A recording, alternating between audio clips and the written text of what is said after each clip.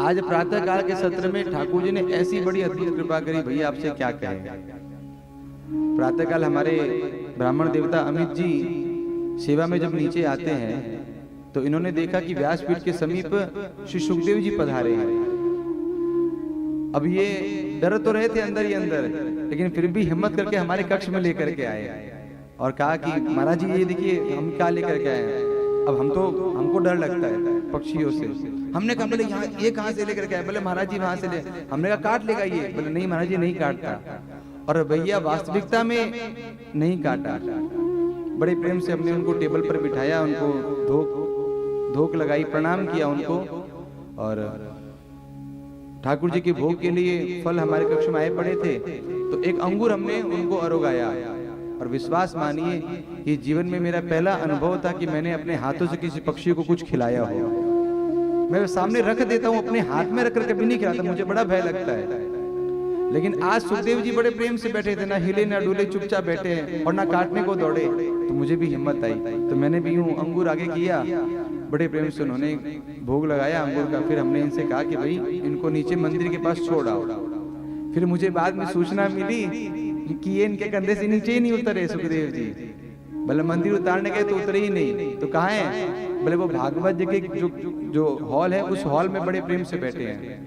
फिर हमारे सुभाष जी उनको फोटो दिखाने के आए, ये देखो महाराज जी ये सुखदेव जी आपके व्यासपीठ पर घूम रहे हैं।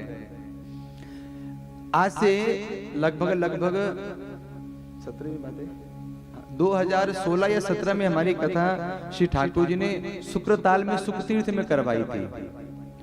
तो उस कथा में भी ये बड़ा एक आश्चर्य हुआ था कि उस कथा में एक सुख सावक पक्षी अपने ही स्वतः अपने मन से उड़ते उड़ते उस कथा में आए थे और लगभग समझ लीजिए आधी घंटा तक उस कथा मंडप में घूमते रहे, इधर उधर बैठते रहे, लेकिन हमारे पास नहीं आए थे उस समय वो।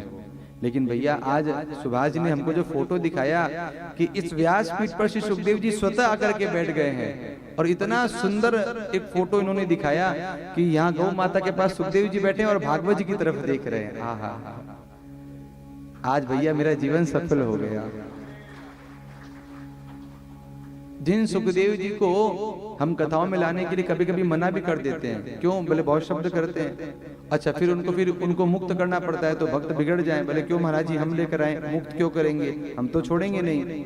यदि जीवित सुखदेव जी आप लेकर के आवो तो उनका ऐसा नियम है कि कथा विश्राम के बाद उनको छोड़ दिया जाता है, उनको मुक्त कर दिया जाता है।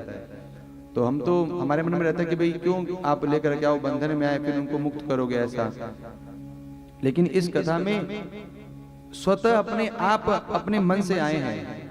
और भैया सुखदेव जी तो कथा कहते हैं, लेकिन सोचिए इस दास पर कैसी अद्भुत कृपा है कि कथा तो वो कहने के लिए इस व्यासपीठ पर बैठे ही थे और कथा श्रवण करने भी अभी तक बैठे हुए हैं। बोल सुखदेव जी महाराज की जय।